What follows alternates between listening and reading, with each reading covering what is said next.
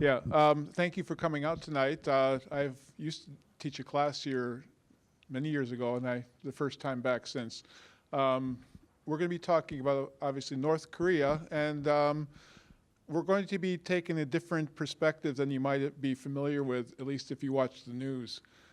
This does not mean we're all pro North Korea, everything's rosy in North Korea, but we're trying to, at least I'm trying to give a different perspective with the idea of promoting peace in North Korea. And unfortunately, for a long time, we've had a little problem with nuclear weapons, both aimed at North Korea and in North Korea. I'm going to frame my talk in a historical perspective. I'm a historian, as Kyle, you might gather from Kyle's introduction. David's political science, so he'll be looking at the same problem from a different perspective, but I think we're on the same page as for the results, or what we want to, the result we're both aiming at trying to promote. So here's my title, which you've already seen. First, we're going to look at a few familiar negative images that perhaps you're a little more familiar with, and then we'll try to introduce some more positive ones later in the show. First, the two Kims have come across as crazy people. Kim Jong-il was known for, rumored to have Swedish women frequenting his house and drinking cognac, and we've got a little rocket man there, a nickname that our president, our American president, tagged on him. The idea that nuclear weapons, they're farming nuclear weapons at the sacrifice, while sacrificing their welfare of their people, is an image that is from the 1990s and 2000s, the George Bush era. And then, of course, the military society, that the million man or million person military that North Korea supports, nuclear weapons, et cetera, et cetera. These are things that are pretty familiar. Then, of course, human rights problems are always coming up, the gulags, and then, of course, in Japan, we can't have a talk without the kidnap, the Rachi problem that is still not resolved. This is, I don't know if I can get this, but this is a game that a friend of mine sent that, I don't know if how would I get this going? It's about a 2 or 3 minute game that shows how North Korea, the threat of North Korea has entered the popular culture in some regards. So a game, but the message it sends to the players is pretty clear that North Korea is a threat that has to be dealt with. And people have grown up in the Cold War, not too far from, maybe the technology is better, but the vis-a-vis the Soviet Union, any James Bond movie you watch had similar kind of effect of the enemy is across the way. And I've got, okay, it's back already, wow. And so this, and then I guess the other one that comes to mind is there is a James Bond movie that takes place in North Korea, and the South Koreans got very upset because James Bond blew up a temple in South Korea, but they showed Kim Jong-il with all these fancy weapons and things like this. And I was teaching a class at Waseda, and this Japanese student actually wrote in their paper, "I didn't know North Korea had all of these weapons." And it's a movie, but at any rate, these things take on a life of their own, and so I guess that's the image we have of North Korea is it's dangerous and has to be contained, et cetera, et cetera. The forgotten image we have, of course, is the Korean War, where both Pyongyang and Seoul were destroyed by bombings and things. And this is the image we're trying to hopefully not repeat with another nuclear war in the future, or a nuclear war in the future. So we got nuclear North Korea. These are some of the reasons, some of the developments in North Korea's nuclear program, or its history, starting with the mid-50s, 1950s. It first approached the Soviet Union, actually, for some assistance in forming its own nuclear program, either through energy or weapons itself, as an answer to the US and South Korea, and then other concerns that I won't go into today. Mid-70s, Park Chung-hee tried to develop his nuclear arsenal in South Korea, and so North Korea again was seeking to obtain these weapons as well.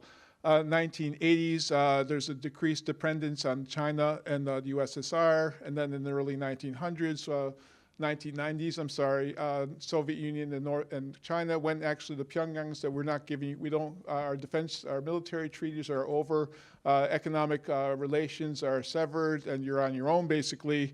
And this is where, again, we see North Korea seeking a nuclear card while negotiating with the United States. That didn't work out, and so the 2000s, we have nuclear weapons tests as indicated on the slide there, a total of 7 tests so far. None since 2017, and perhaps to some degree a response or a carrot thrown at the United States to try to further relations there. There's a method to North Korea nuclear madness, the logic of going nuclear.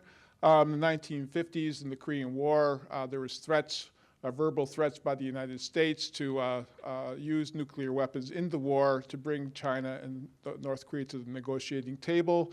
1970s, maintaining a military balance with South Korea.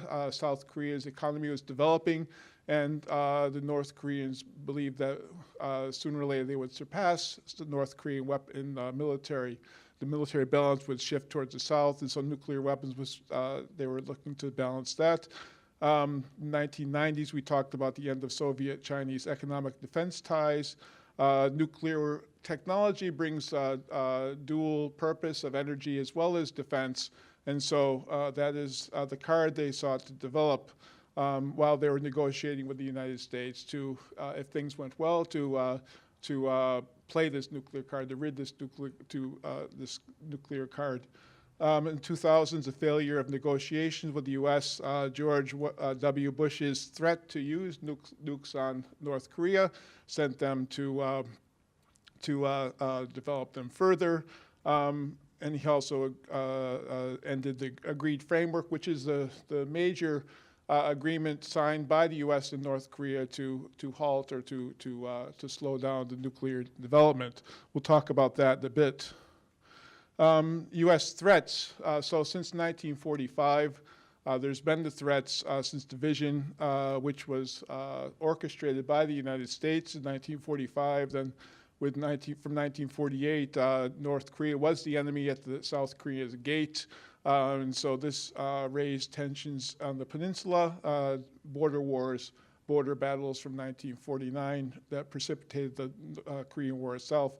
Again, direct threats during the Korean War, vows to use nukes to protect South Korea and Japan, the nuclear umbrella, an answer to that, and then deployment of nukes in South Korea from 1958 until 1991. And then any crisis that occurred in the peninsula, one of the more famous ones was the Axe Tree murder incident on the DMZ. The United States answered that by flying B-50-something? 52s, right up to the DMZ in answer to the murder of 2 or 3 American soldiers at the DMZ. And then war exercises that have taken place almost annually. Team Spirit and Fall Eagle are 2 of them that take place at the DMZ, right outside the DMZ.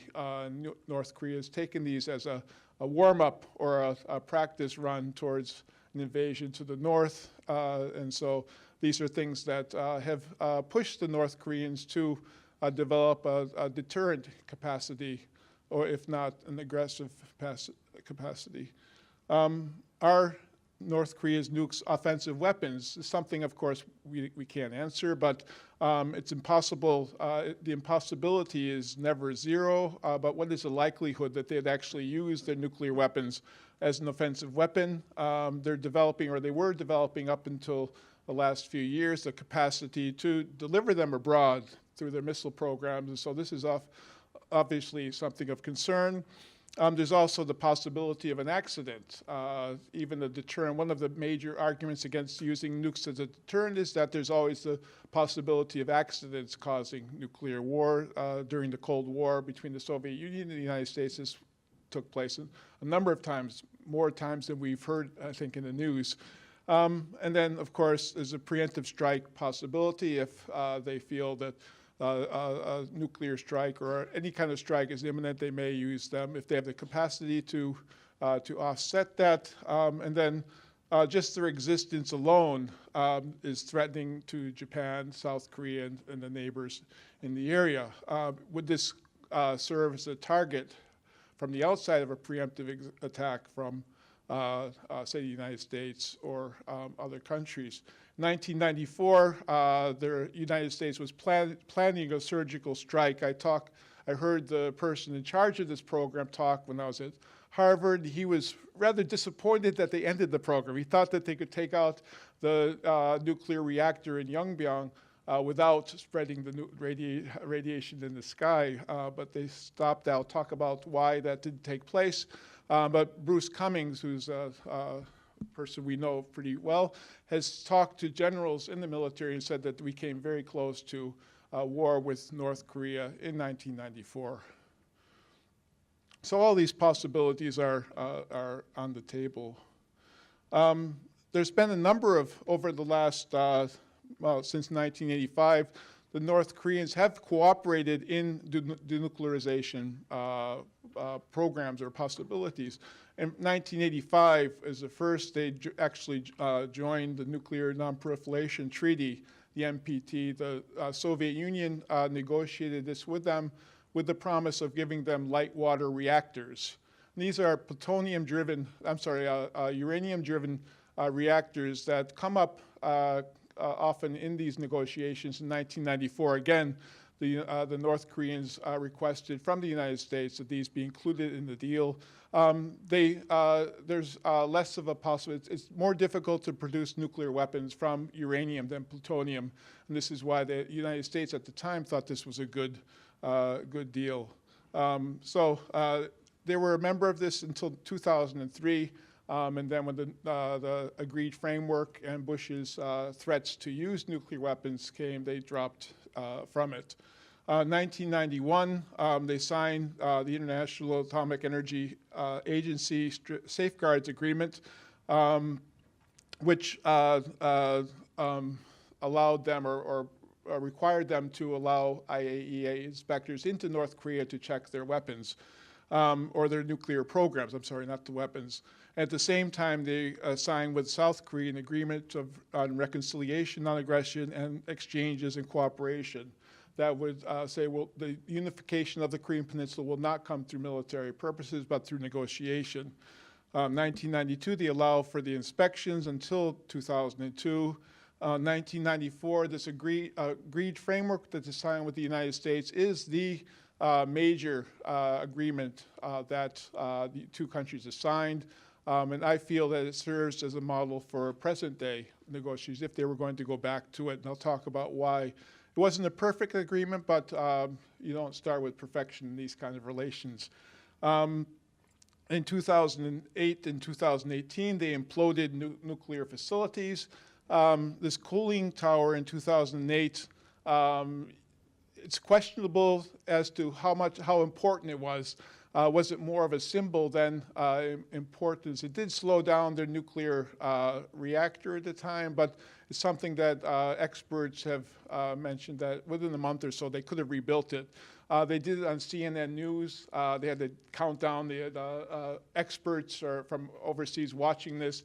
And so they really wanted to publicize the fact or the idea that they were willing to go further if things moved in a positive direction. Again, symbolic, suggesting intentions, but both the 2018 nuclear test site as well was very public, but symbolic perhaps. And then declarations of intention to freeze or end nuclear programs.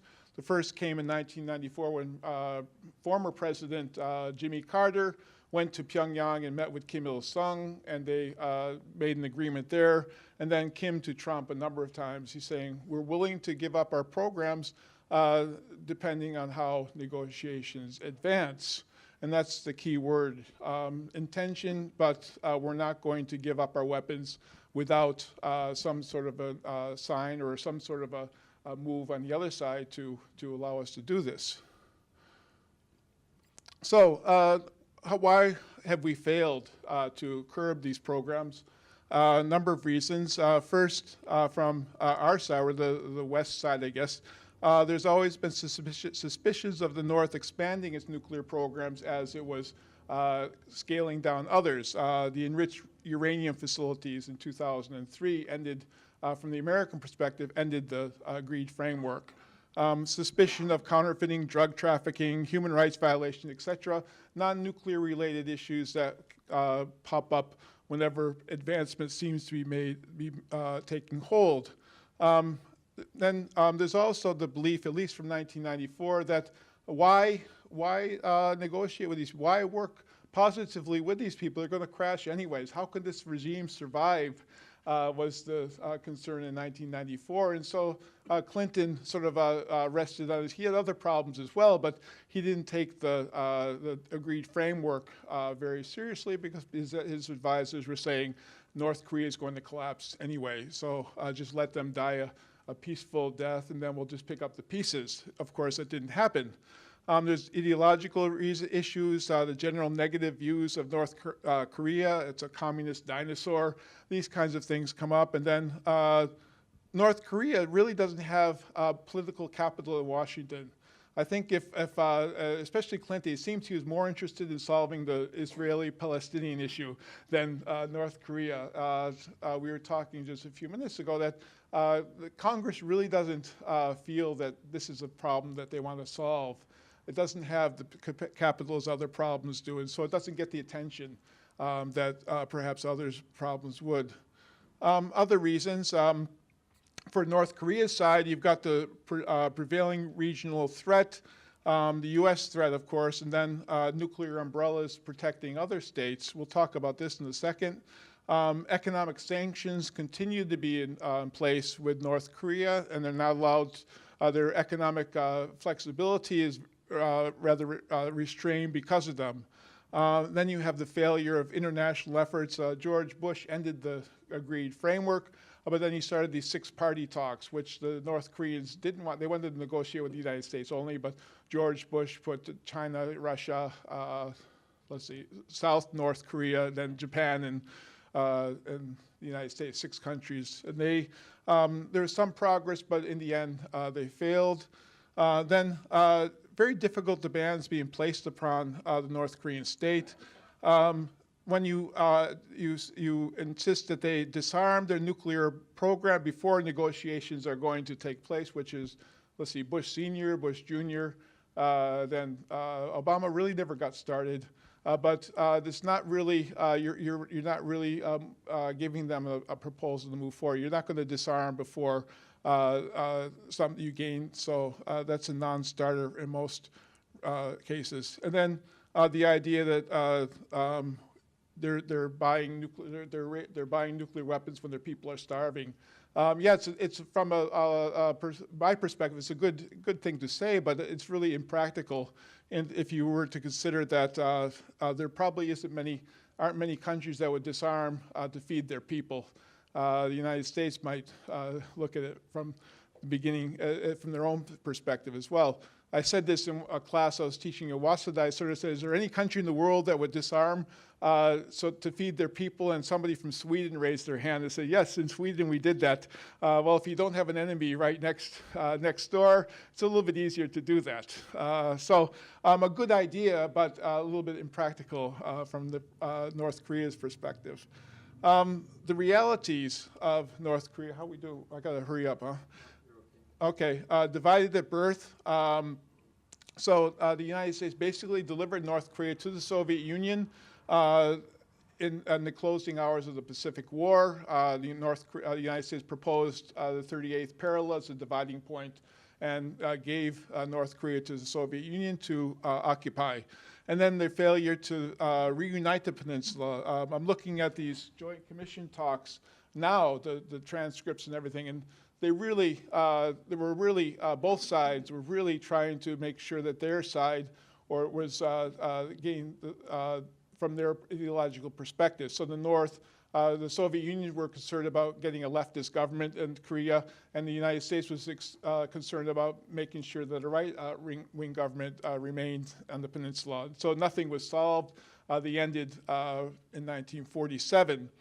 And then conflicts on the peninsula evolving into total war. And then this war it failed to end with a peace treaty. It's still with a ceasefire to this day. And then continued conflict along the controversial West Side Divide. I'll show you a map of this later. This is where many of the conflicts take place, or were taking place, right outside of the North and South Divide. So here is the 38th parallel as it was divided. You can see this little area here is where most of the border wars took place. North Korea thought if they occupied this area for security reasons, it would be in their favor, or and so one of the plans of the Korean War was to just occupy that and then see what happens. The Korean War ends, and we see the divide going a little bit different. So basically, North Korea got what it wanted. It got that little peninsula and the city of Kaesong. And then here we go to the West Sea. This line here, you can see it's a little irregular. That was decided not by negotiations, North and South negotiations, but by the United Nations with South Korea and the United States. And so North Korea is basically contesting this irregular curve northward of the northern, what do they call it, the northern limit line. And so that's where most of the conflicts take place to this day. You'll see two of the main battles here, the Cheongyang sinking, the Yongbyon Island invade. These were right at this area, taking place during military games, exercises by the United States and South Korea, right here. Sort of like when you talk about this, wonder if Mexico and the Soviet Union decided to have war games at the Baja Peninsula. That'd probably be a good equivalent. I don't know if Mexico and Soviet Union would ever do this, but if the Soviet Union wanted to have war games around the Baja Peninsula in California, I don't think the United States would allow that. And so North Korea has a similar approach. You see geographic pressure. I've got my talents here of North Korea prior to its first test. Right here, an island separated by the nuclear umbrellas on its south and to its east, and then nuclear power to its north, and then its west side. And so we have North Korean island up until 2006, a non-nuclear island surrounded by countries either protected by nuclear weapons or in possession of nuclear weapons. And if war was to come about, nuclear weapons would probably have been used on North Korea. And so the logical answer to this in some people's minds is you get your own nuclear arsenal, which is basically what happened. Here are defense budgets of the countries surrounding the six parties that are form the six-party talks. You can see the world uses $1.7 trillion in weapons or defense. North Korea, when people talk about the North Korean threat, they usually mention that North Korea spends 1/4 or 25% of its GMP on its military. And so, wow, 25%. But then when you look at the dollar figures, if this is correct, and I'll go into that in a minute, their spending, their total, their raw figure is much, much less than even South Korea spends. And so they don't have the money to really build the arsenal, the military that other countries have. I read today that North Korea's GDP is less than South Korea's military budget. And so you're really talking about an unfair division. Now, one point here, if you go to the most reliable database for this, the Stockholm International Peace Research Institute, you can get all of these figures from here down to South Korea. they have blank, blank, blank, blank for North Korea. And so it's very difficult to find out exactly how much they're spending. This is from the 15 billion is from Armed Forces EU, and then global firepower figure gives 7.5 billion. So that shows you the range of the problem we have of identifying how much it has, but still any figure is far less than what the other countries have, is the point. So towards peaceful resolution, here's Jimmy Carter meeting with Kim Il-sung in 1994. There's a great book on this discussion. This basically ended Clinton's plans for bombing the reactor. So he talked to Kim Il-sung, and Kim Il-sung checked off all of Clinton gave Carter a checklist of things he wanted North Korea to do, and he just check, check, check, check, check, check. And then this negotiations toward the agreed framework took off from there. The 1994 agreed framework exchanged positive advances for positive responses. And so North Korea was assigned a number of tasks to complete. And as they completed these tasks, the United States would follow with incrementally going up to ending the Korean War and normal relations between United States and North Korea. It didn't reach that. That's for another lecture. So how do we resolve these in 5 minutes? These are just a few of the ideas I've come up with. First is understanding why North Korea is North Korea. Any problem begins with understanding. It's easy to say, well, they've got nuclear weapons, they're doing all these bad things, but you have to understand what's really going on in the country, which is what we try to do at these talks, and then try to think of positive images. So image reformation can be gained from this.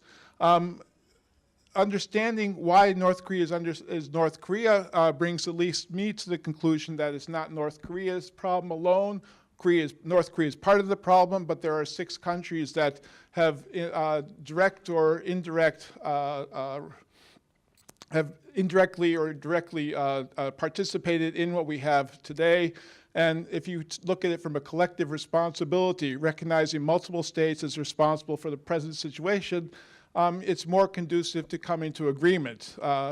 In interpersonal relations, if you point a finger at one saying you're the problem, you're not going to get resolution to it. If you accept part of the responsibility, it'd be easier to negotiate towards the end that you want to reach.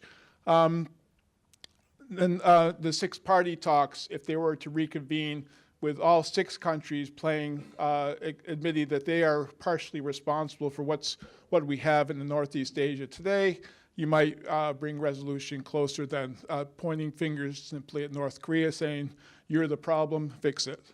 Then placing priority on trust-building measures, addressing relatively solvable problems first to gain trust, and then going for the more difficult problems. And then threat reduction, one possible would be a nuclear-free zone in Northeast Asia, which would mean Japan and South Korea ending their umbrellas, the nuclear powers vowing not to use nuclear weapons in the region, these kinds of things. Ending the Korean War, of course, ending economic sanctions, normalizing relations, and then advancing towards reunification of the 2 Koreas are long-term goals, difficult goals, but not not impossible if given time. Positive images, we're trying to replace those negative images I started the talk with. We've got Kim Dae-jung and Kim Jong-il meeting in 2000 at Pyongyang. Kim Jong-il went out to the airport to meet him, which is probably something that not too many world leaders do, but he says Kim Dae-jung is older than him, and so he has to honor his senpai, and he went out to the airport. Kim Moon-jae, what's his name? Nomu Hyo and Kim Jong-il toasting, and then the more recent one of the leaders holding hands and dancing over the DMZ, which is one of the most positive images I've seen in a long time. I was in my office at the time, and I immediately went to my refrigerator, grabbed a beer, and toasted their success. It was such a beautiful scene. So you have beer in your office? Well, no, somebody gave me one beer, and I was saving it for this occasion. It's gone now. I have coffee now. City of Pyongyang is a little bit different than we know. Cars actually, then foreigners putting their arm around North Korean women is something you don't usually see. And then Koreans in the woods partying. These are scenes that are not shown on TV. They're normal scenes that we see in every other country, but you never see these of North Korea. If you're interested in advancing your knowledge on North Korea, don't go to Kinokuniya, where they've got all the books about that we probably would not want to read, but these are a few books that I have found interesting. Bruce Cummings, of course, is North Korea, another country, is valuable reading. Joel Witt was in the negotiations with Robert Gallucci for the Growing Critical book. Selig Harrison has been involved in the Korean issue for a very long time. These people have looked at the North Korean issue in a different way than, say, the aquariums of Pyongyang, was it? The guy that brought his fish to the gulag, and of course they died. But these are different, but more balanced books. Jimmy Carter's, this is about Jimmy Carter's trip to North Korea. Very, very interesting book about how you can negotiate with, how he negotiated with Kim Il-sung and then Kim Il-sung's generals, which was an interesting story in that. Failed diplomacy, another diplomat, the only one that stayed from Clinton to Bush, and he talks about how the failed diplomacy led to them getting the bomb. And then this is a capitalist in North Korea, is a Swiss guy, not very well written, but it's a positive image of one person who had successful businesses in North Korea, a foreigner who had businesses in North Korea that is worth a glance at as well. So this is the end of the history part of the talk, and my colleague David Satterwhite is going to do a different perspective, but the same, we're trying to reach the same pinnacle. Thank you. Thank you, Mark, and thank you all for coming this evening. It's a real pleasure to see each of you and a number of my students in the room as well. They put up with me during the day and somehow came along this evening, and I appreciate them being here. Let me start with a little bit of a self-introduction, and Kyle very kindly introduced me, but I'll say a few more words. I do have the privilege of teaching Korean politics here at Temple University, Japan, as well as a Northeast Asian political and security relations course. Previous to that, I served on the board here for 10 years while I was also head of the Fulbright program in Japan. Prior to that, I worked with the Economist Group. I was managing director of the Economist Group Japan. But I'm going backwards because, as Kyle pointed out, I'll say it differently. My first career of 10 years was in direct support of the democratization movement, human rights in South Korea.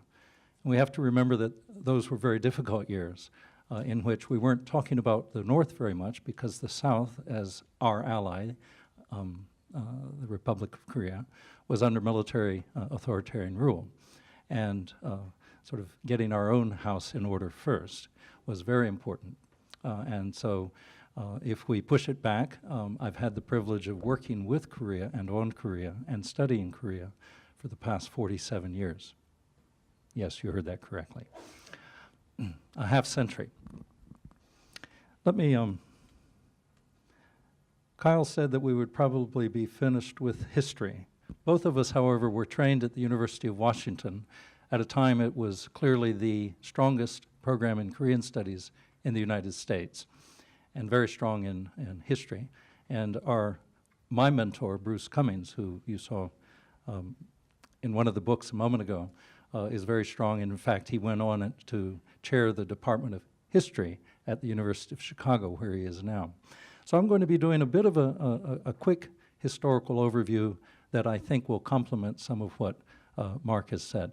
I'm going to try to stop at 8:30 sharp, possibly a few minutes earlier, because we're very eager to have your input as well. We hear a lot about China's century of humiliation.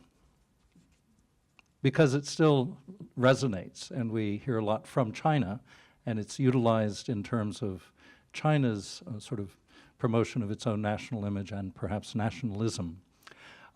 We don't hear as much about the 125 years that Korea has been embroiled in or the victim of war. We're going to be looking a little bit about looking at the decision Mark also mentioned, but decisions that impacted Korea that the Korean people had no part in making, one of which, of course, is the division of the peninsula.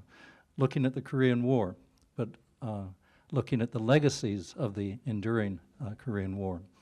Where I really come into this as a trained in political science, however, is taking the analytical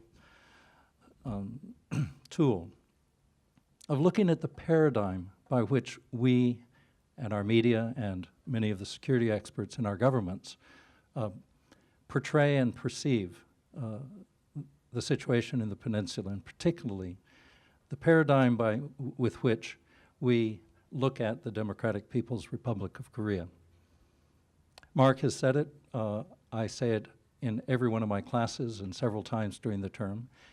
Any attempt that we make to understand North Korea in no way symbolizes, in my book, any sympathy for that regime. No sympathy at all. But we absolutely need to understand the DPRK better than we do at present.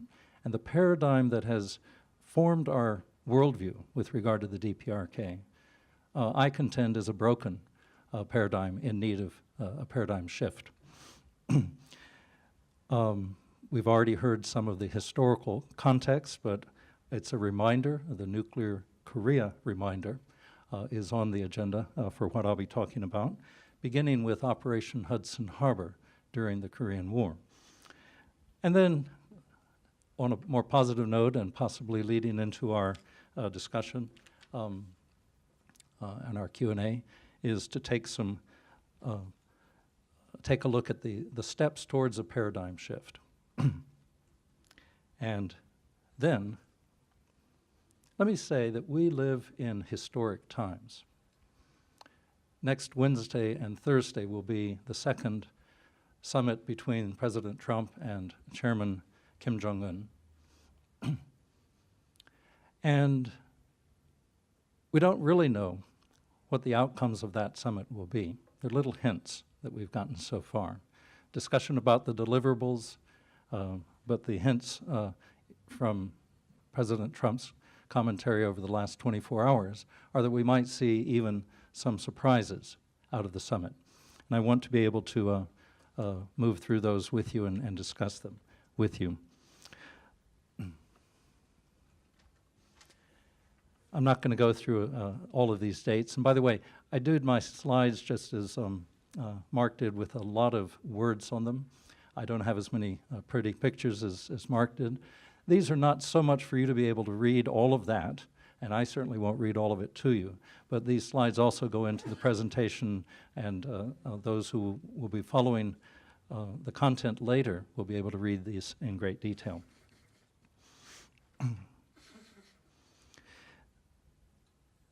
The emphasis here is on a nation and a people that has been ravaged by war, going all the way back to the 1894-95 Sino-Japanese War, the 1904-1905 Russo-Japanese War, the colonization and the brutal, I'll call it a colonial war, trying to eradicate Koreanness, literally in terms of names, the language, and so on, under the Japanese colonial rule. But then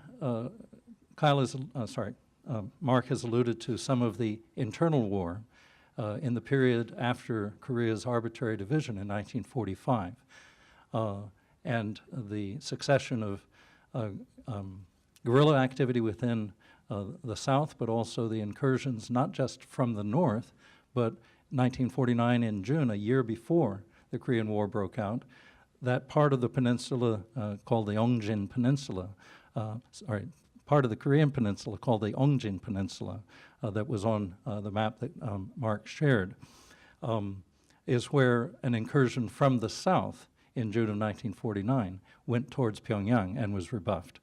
So this was a period of war, civil war simmering, both sides clamoring to reunify the peninsula and get rid of the 38th parallel in that period. The hot war of 1950 to 53.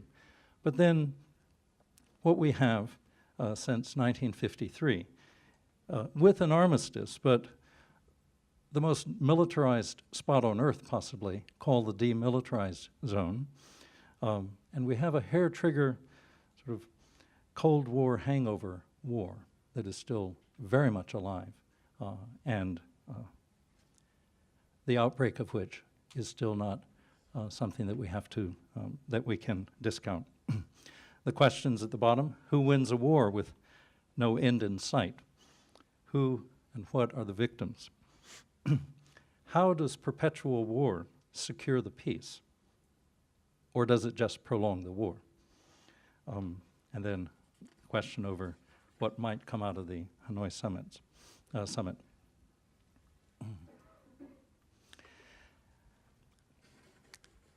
Who, what, when, and why was the Korean Peninsula divided? We just go back briefly to review this. In this building, I had a guest speaker, somebody who was a long-term, 25-year State Department veteran. He happened to be a Japan hand, and he said, "We all know who divided the Korean Peninsula." And I held my breath because we had just done that the class before the guest speaker came in. And he said, "The Soviet Union, of course." In other words, we all know, but he didn't know. And those of us who have sought an understanding of Korea just remind us of some of these factors. World War II ended in Europe in April. At that time, of course, many countries in Eastern Europe came under Soviet influence and domination. Wherever those troops were, wherever troops were at the end of the war, came under some influence, and then later domination, those who went under the Soviet Union, the Soviet bloc. From that time, Soviet troops and war material was transported across the Siberian Railway and ended up in the Vladivostok area because at Yalta, Stalin had pledged to enter the war against Japan and abrogate the peace treaty that the Soviet Union and Japan had. At the Potsdam Conference in July of 1945, Truman learned of the successful testing of the atomic bomb. And at this point, the West, Roosevelt, while he was alive, Churchill, and Chiang Kai-shek, when he took part, were all encouraging the Soviet Union to enter the war against Japan. And at Potsdam, Truman was backpedaling, trying to get the Soviet Union not to enter the war, reassuring Stalin that perhaps the war would end without Soviet intervention. August 6th, 2 weeks after the Potsdam conference, Hiroshima is bombed. August 8th, almost to the moment that Stalin had promised to get into the war, but 2 days after Hiroshima, the Soviet Union enters the war against Japan. August 9th, a second bomb, that over Nagasaki, a different kind of bomb. Some scholars have certainly argued that it was a signal to the Soviet Union as much as to Japan for a second bomb to be used and to be able to try a different bomb. But on August 8th, when the Soviet Union entered the war, its forward deployment of troops that had come across from the European sector started entering the Korean Peninsula. In other words, Korea was now, as Japan's territory, came under direct Soviet. That was the first encounter of Soviet troops with Japan. They marched right through the Korean Peninsula with some speed. And on the night of August 10/11, my students have heard this story, but 2 young colonels were sent in the back room to come up with a line on the Korean Peninsula to suggest to Stalin that the Soviet Union accept the Japanese surrender north of that line, and the United States would accept the surrender south of that line, because the Soviets would have been able to take the entire peninsula within about a week and a half, and by drawing that line and hoping that Stalin would go along with the line, the American troops under General Hodge down in Okinawa could not be there for 3 more weeks. And it's a historical conundrum, if you will, that Stalin accepted the 38th parallel, and his troops had already passed the 38th. They came back to the 38th, waited 3 weeks, and the United States arrived. And what was supposed to be a temporary division of the peninsula to accept the surrender of the Japanese on the north and the south, in order that the United States not be pushed off the peninsula entirely and that it would fall under Soviet influence, became the division of the Korean Peninsula that has not gone away, nor has it been solved. There is some scholarly speculation that Stalin accepted that, thinking that now that he's in the war against Japan, he would be rewarded with at least a portion of Japan, if not half, all the way down the Honshu Peninsula to north of Tokyo, but at least more than Sakhalin, possibly Hokkaido, possibly part of Honshu. But I mention this because it's an opportunity for us to be looking at the history of where we are today and recognize that that was an arbitrary division. It would happen to be suggested by the United States. But that decision to temporarily divide the peninsula and all of the efforts thereafter for discussions about long-term reconciliation and so on have not yet solved that problem. I'm just curious to know, besides my students, how many people were fully aware of that fateful decision on August 10, 11, 1945? Okay, thank you. I hope you'll keep that in mind. I've called this a broken security-first paradigm since the Korean War. And I think I've pressed the right button. You may have heard of Karl von Clausewitz. 200 years ago, he was in the Prussian military and wrote a tome. It actually was published shortly after he passed away. The tome is called On War.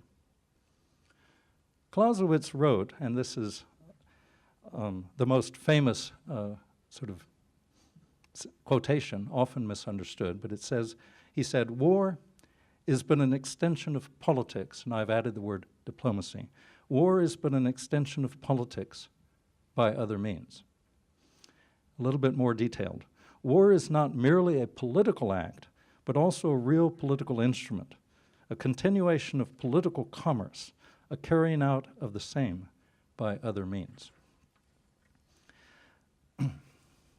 What we have in the Korean Peninsula, let me try that again, is a security paradigm in which diplomacy has been an afterthought and an extension of war. Bear with me because I'm going to read this paragraph.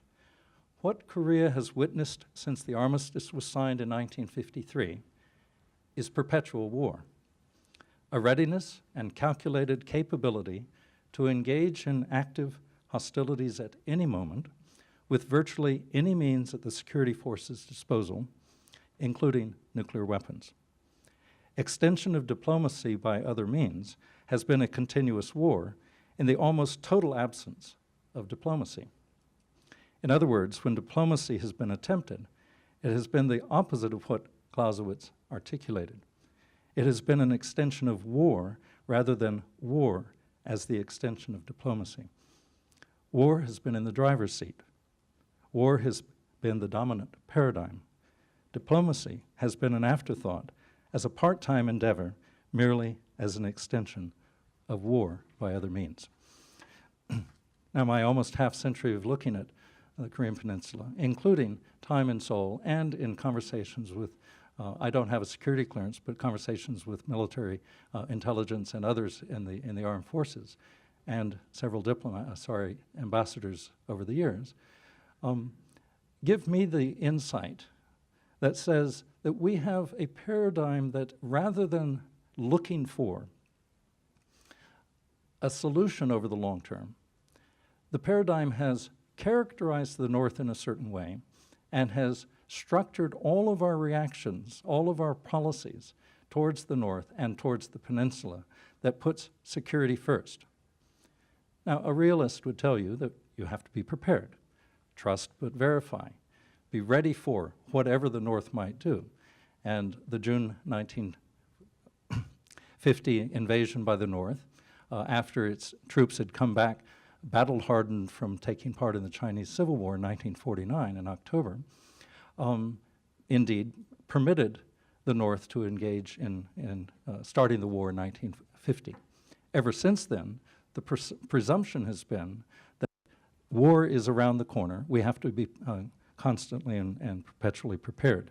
That then has colored all of the decisions with regard to Korea, particularly, and I'm speaking of those of the United States. A paradigm comes with assumptions, and I'll just go through a couple of these. Certainly the enemy image of implicit distrust, doubting any non-belligerent intent. A portrayal of the DPRK as unpredictable or a rogue state. Those of us who are trained in Korean studies feel that the North is very predictable. Very predictable. And so to somehow say that it's unpredictable, I think actually signifies that we haven't sought to understand them, rather than that is somehow a truth. If you do certain things and say certain things to North Korea, it is absolutely predictable how they will respond. Third, there is an oft-used phrase in the media, a sense that preservation of the regime, that's the Kim regime, Kim Il-sung, Kim Jong-il, Kim Jong-un, is paramount and pathological in the DPRK, ignoring reality that any regime, whether it's here in Japan or in Washington, D.C., views regime preservation as not only a right but a national, but a natural national priority. But to say, oh, they're seeking regime preservation somehow sounds pathological in the North Korean case, but it's very natural anywhere else in the world.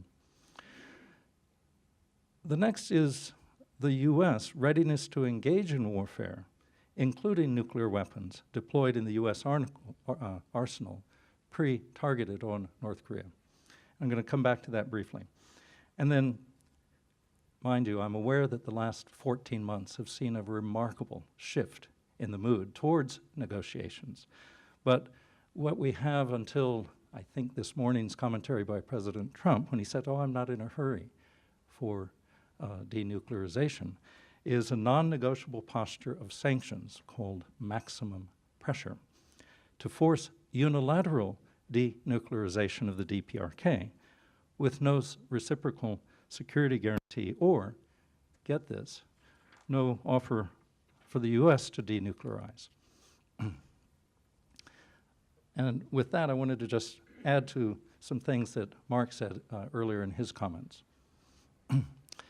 Nuclear Korea and denuclearization in context.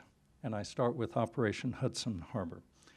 The DPRK can be understood to have embarked on a nuclear weapons program in response to the existential threat of nuclear attack it has faced since early in its existence, beginning with Operation Hudson Harbor in October 1950 during the Korean War. 5 years after Hiroshima and Nagasaki, on a clear day, Operation Hudson Harbor flew B-29s high over Pyongyang. The war has been running since June of 1950, dropping enormous dummy bombs over Pyongyang. It sent this signal, and it scared the bejesus out of the North Korean regime. Our military intelligence or security apparatus in Washington, D.C., scratches their head because they have very little historical depth on this. They wonder why North Korea has about 5,000 key institutions buried very deep underground. And from during the Korean War, when there was certainly a lot of devastation to begin with, Operation Hudson Harbor sent a very clear signal. After that, and I think Mark had this in his slides, from 1958 to 1993, the only nuclear weapons on the Korean Peninsula were U.S. nuclear weapons aimed at and ready to be used in Korea, aimed at North Korea. We even went so far, and so you can, I'm not a military expert, but you can look at all of the delivery capabilities, air, land, sea-based. But the threshold for nuclear war, atomic warfare on the Korean Peninsula, and also, by the way, in the European theater, came right down to the battlefield, in which what you see here is one of the forms, but it's the Davy Crockett, a 3-person atomic weapon with the delivery capability of about 2 kilometers. The smallest nuclear atomic warhead, and normally a communications officer as well. But a 3-man backpack team walking around in the woods and mountains south of the DMZ. The use of nuclear weapons presumably is a decision made at the top, the commander-in-chief. But you had both in the European sector and here on the Korean Peninsula. And the Korean Peninsula was specifically mentioned as one of the reasons for the development of this weapon, the Davy Crockett, as a portable device to be able to use a small nuclear device if war should break out. But if war has broken out, do you have the capability to communicate back to the White House to ask for permission to go nuclear? And the answer is no. But also, you would probably be under orders. Use it, don't lose it. You don't want one of these falling into the hands of your enemy. The threshold for use of atomic warfare had come very, very, very low in the Korean Peninsula. And fast forward, as recently as Rocket Man 2017, when our tensions with North Korea ratcheted up, just as they had in the Poplar Tree incident of 1976. I could have said the Pueblo, 1968, I believe. The 1994 instances in which President Carter, former President Carter, showed up in Pyongyang with that list of 8 points from President Clinton and called the White House. And Ambassador Robert Gallucci answered the phone, came out of a meeting with President Clinton and all of the Secretary of State, Secretary of War, and so on. They were talking 3 things. All of them were war scenarios on the Korean Peninsula. Do we do it this way, or this way? And there was a decision, an imminent decision, and Jimmy Carter called from Pyongyang and said, hold on, Kim Il-sung has agreed to all of our 8 points. And I'm going live on CNN. I've got a crew here with me. We came that close in 1994. In this building, not too long ago, somebody who was active in the military said, oh, and I wish we would have gone ahead and done that. So what we have when it came up to the ratcheting up of tensions in 2017 was also coming extremely close to a preemptive strike of some sort. But fortunately, we stepped back from the brink. I think the trigger there are a couple of things. January 1st, the New Year's greeting by Kim Jong-un of 2018 gets a lot of attention. Actually, President Moon Jae-in of South Korea gets a lot of attention, or should, because he had proposed in the weeks before the New Year's talk that Kim Jong-un take advantage of the Olympics and an opportunity to have dialogue and work things through rather than this going to war. What I wanted to do in fast forwarding to this, I realize that I've gone over my own limit, and so I'm wrapping up here, is if we look at a paradigm that has been predominantly security-based, without an end game to end in a peaceful way, is crafting a paradigm that enables practical steps towards a durable, sustainable peace. Mark also had a list in one of his last slides. I'll just go through this briefly. We really need to take timely steps towards a peace treaty to replace the armistice. I don't think that, aside from it need a peace treaty needing two-thirds approval in the Senate, I believe it is, in Congress, that anyone is particularly opposed to a peace treaty. It's just that it hasn't happened yet. Full reciprocal diplomatic relations among the DPRK, the US, and Japan. Some may remember there was a cross-recognition formula in which the Soviet Union and China would recognize South Korea, and the US and Japan would recognize North Korea. Diplomatic recognition doesn't mean that you like them. We had diplomatic relations with the Soviet Union right through the Cold War, and with other regimes we certainly didn't like. But the cross-recognition did not happen. It's overdue. Confidence-building measures in military, cultural, and political arenas. Fourth, timely lifting of economic sanctions, combined with the promotion of rebuilding of the economic infrastructure to alleviate poverty and to build the foundations for eventual South and North Korean economic integration.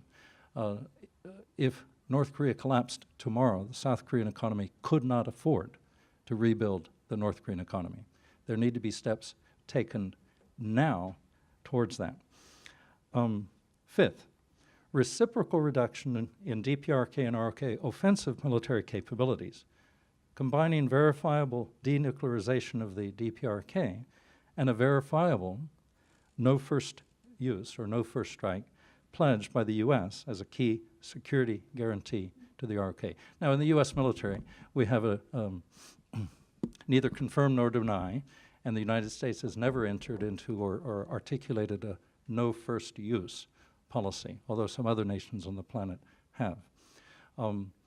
In his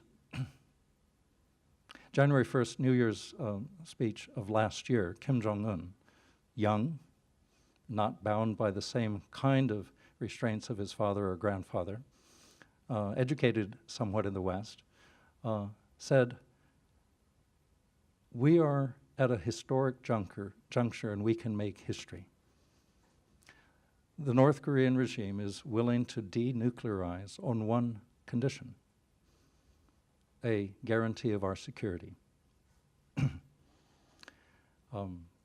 which would be at least some indication that the nuclear program has been a deterrent in substance.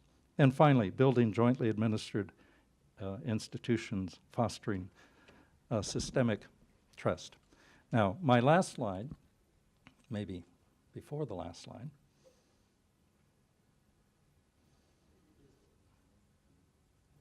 the one right after that, thank you. We have a summit coming up next Wednesday, Thursday in Hanoi. I wanted to just end on this sort of uplifting side of things. I want to give real applause for the quiet statesman-like role played by President Moon Jae-in to ensure that dialogue stays on track. He's played a very important role behind the scenes. He has his own agenda. He was elected to the presidency in May of 2017 on a platform of reducing tensions on the peninsula and in dialogue with North Korea. So I want to give him credit. The second, though, is a recognition for the bold initiatives taken by President Trump to conduct unprecedented senior-level dialogue with the DPRK. He broke with tradition. He has made history. I don't think yet that that deserves a Nobel Peace Prize, but that's my own opinion. Third, we need to be exploring reciprocity. What is the United States willing to deliver? Now, you know, a lot of attention on deliverables from the summit. What is the United States willing to deliver in order to begin the long process of verifiable North Korean denuclearization? Fifth, how will the interests of the Korean people be ensured and reflected by a narcissistic president, not nuanced in diplomacy?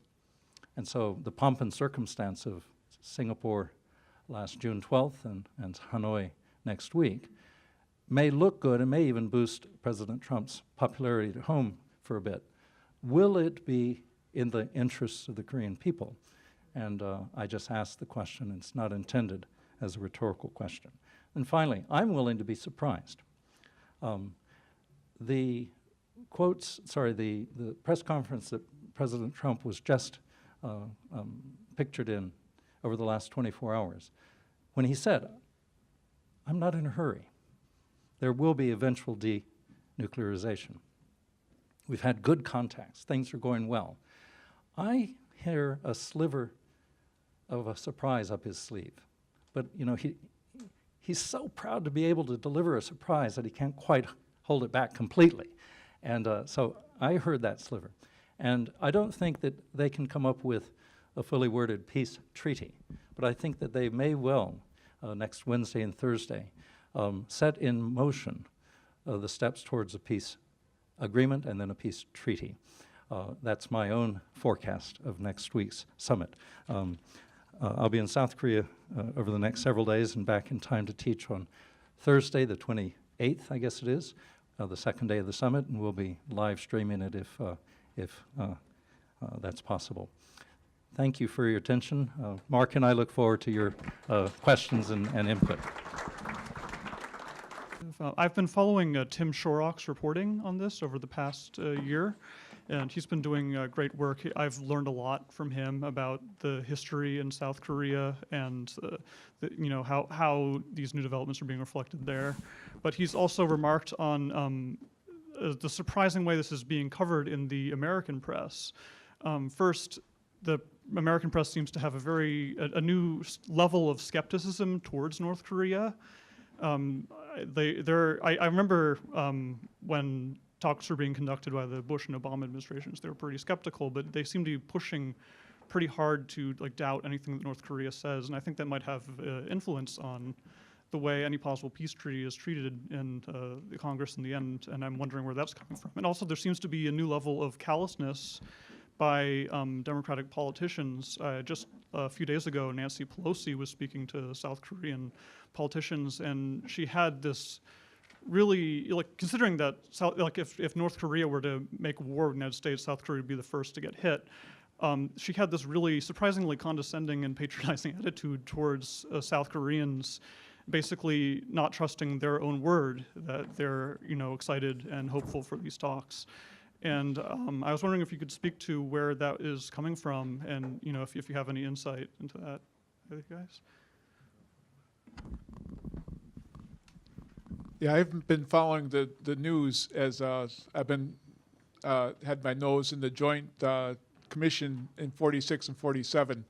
The one thing I'm subscribing, or I somehow got on the mailing list of a guy named Michael Monk, and he's been looking at the New York Times and pointing out how they're falsifying the news. False news is what he's saying. Well, what does Trump call this? Fake news or something.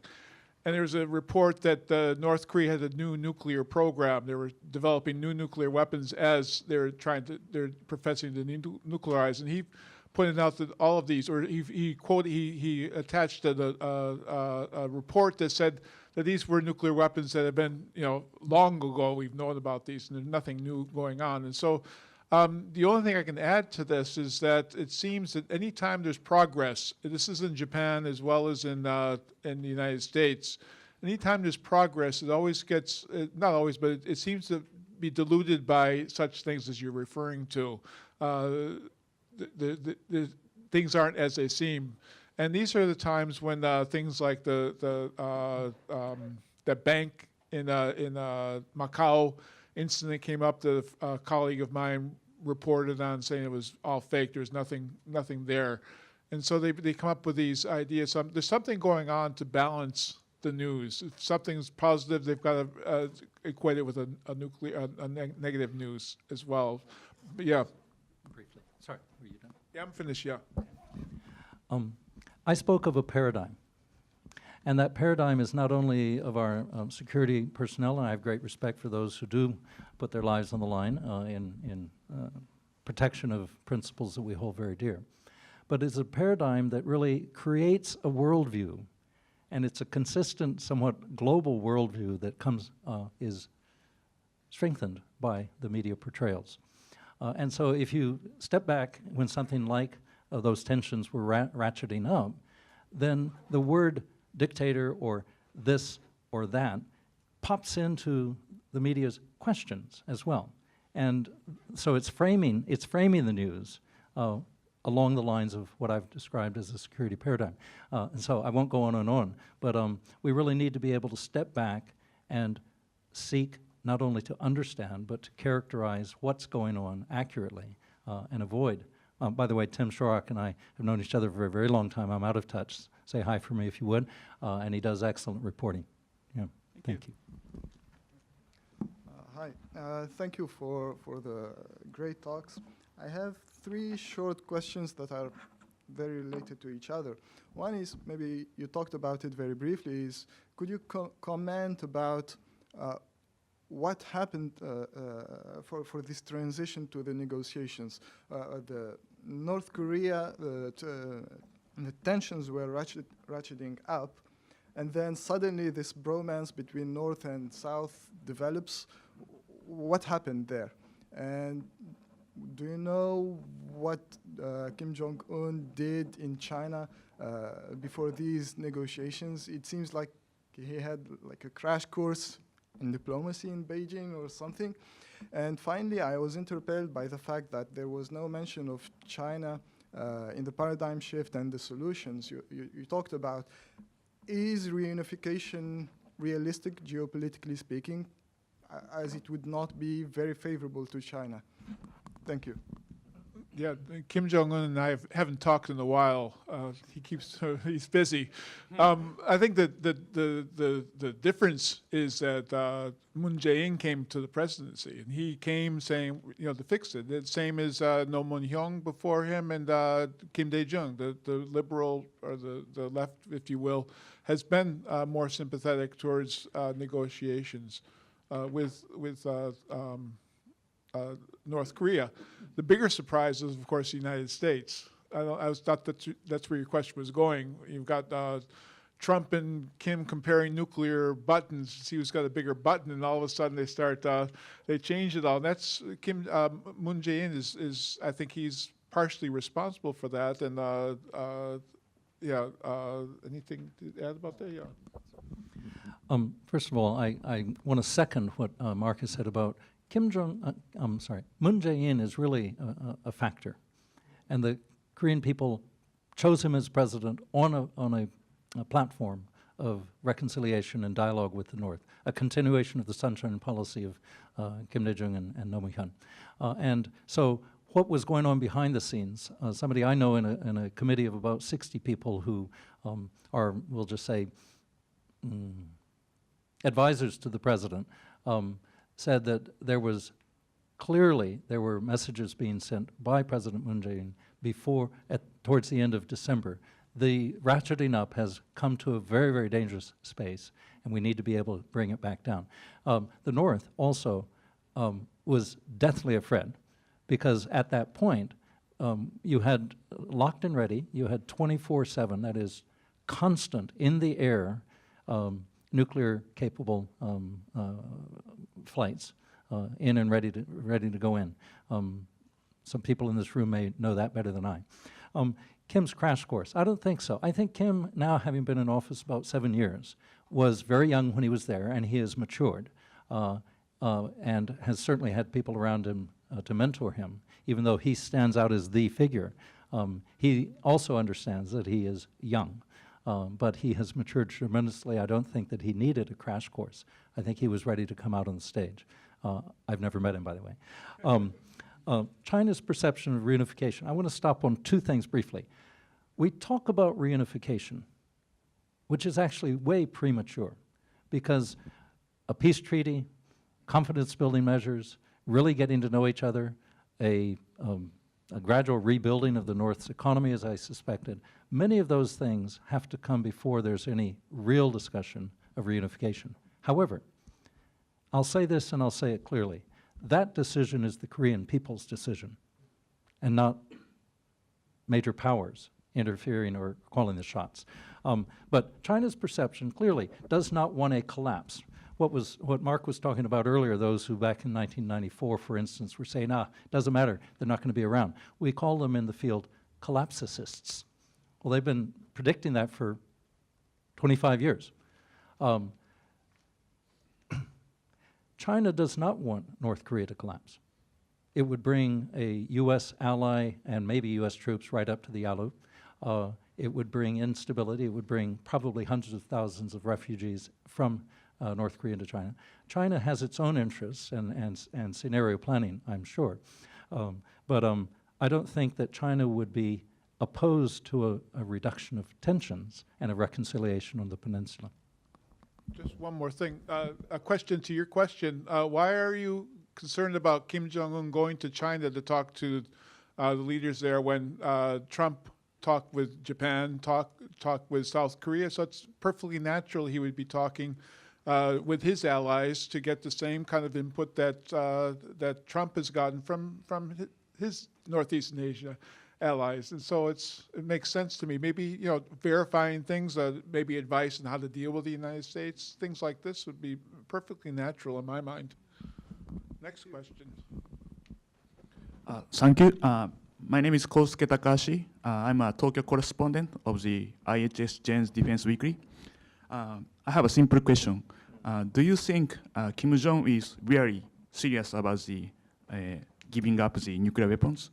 On the other hand, do you think Trump is really serious about the making the North Korea give up the nuclear weapons? Because I think the current situation is very convenient for both leaders, because for Kim Jong-un, there is no imminent threat, the three aircrafts coming again to the peninsula, and also for Trump, he never fear about the ICBM threat again. So this is a very comfortable situation. I used to work for Bloomberg.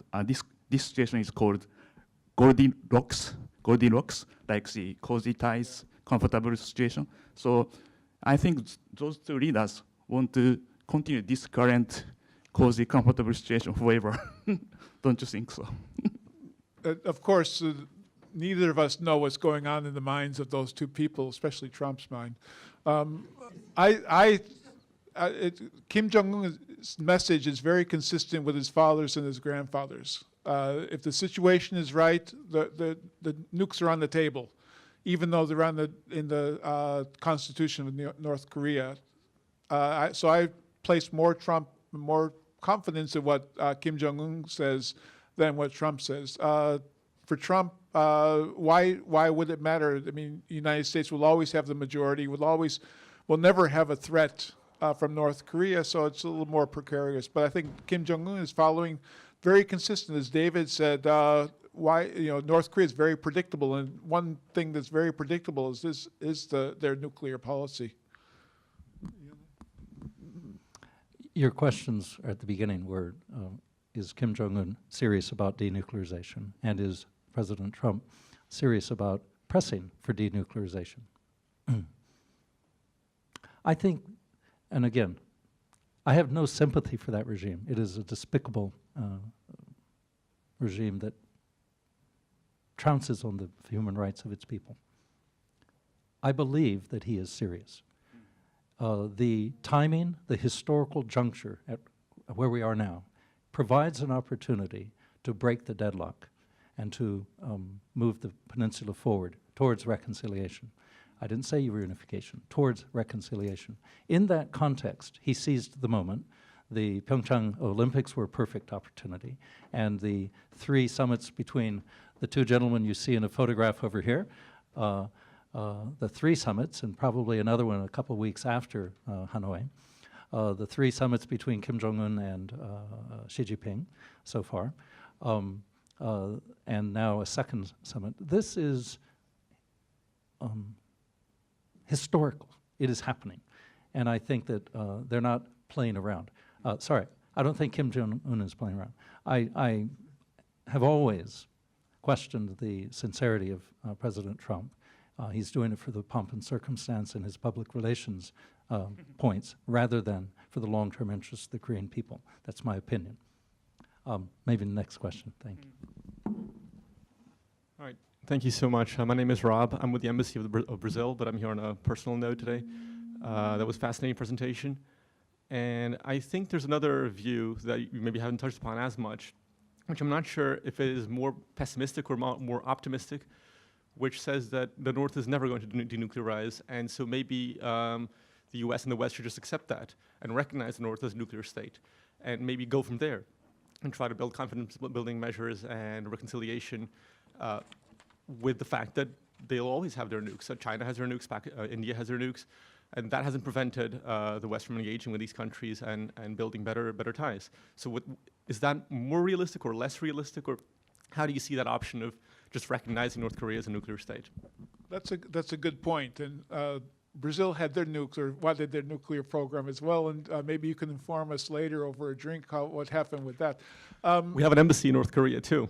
Yes, that's clearly an option. And the question I have is, would the United States still deal with advanced relations if they still had nuclear weapons? I mean, perhaps and perhaps not in this regime, maybe the next one.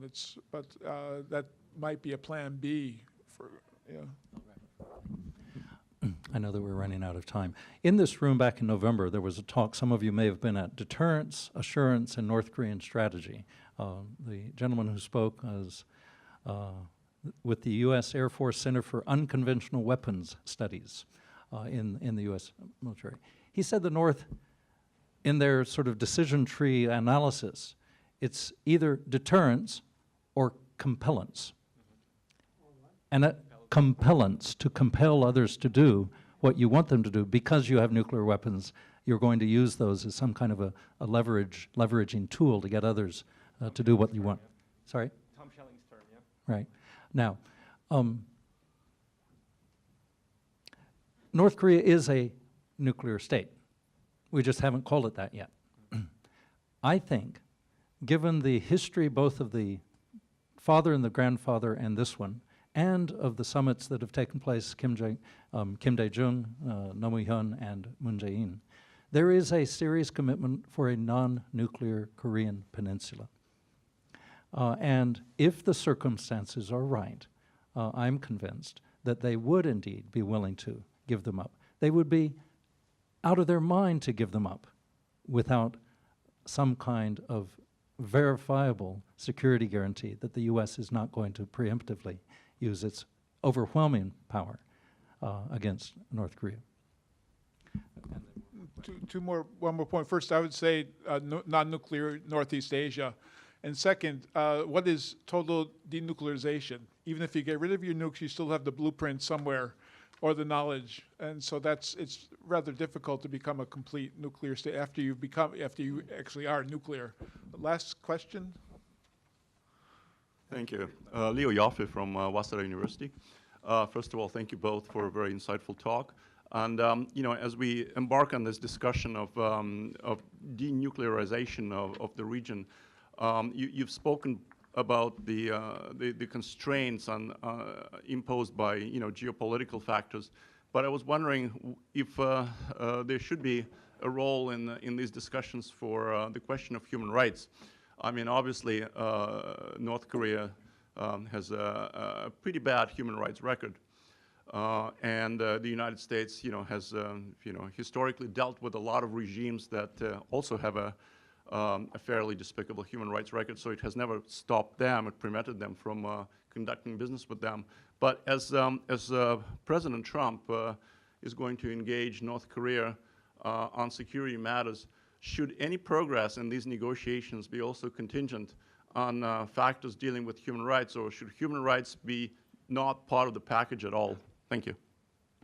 Yes, Just quickly, when to bring human rights into the equation is always a problem with China, with Russia, et cetera, et cetera.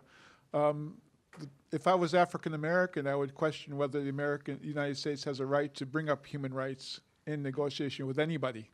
And whose human rights are we going to use as a standard is, I guess, the question. Of course, they have to be addressed at one point, but when do you address them is a question I've always tried to consider but never have a good answer for.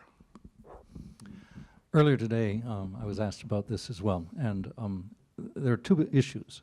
Should it be part of the a condition for moving forward that there be improvement on human rights in North Korea, which I've already said are atrocious human rights conditions? Should there be conditions on moving forward on reconciliation tied to human rights, or should there be mention made and international attention continue to be brought to the labor camps, the work camps, the treatment of people in North Korea? I think there is no question that attention continues to need to be put on North Korea. I would put it a bit differently. Just as Kim Jong-il said, yes, we abducted your citizens. We are willing to apologize for that and move forward. And somewhat surprised Koizumi Sensei and the entourage that went up to Pyongyang.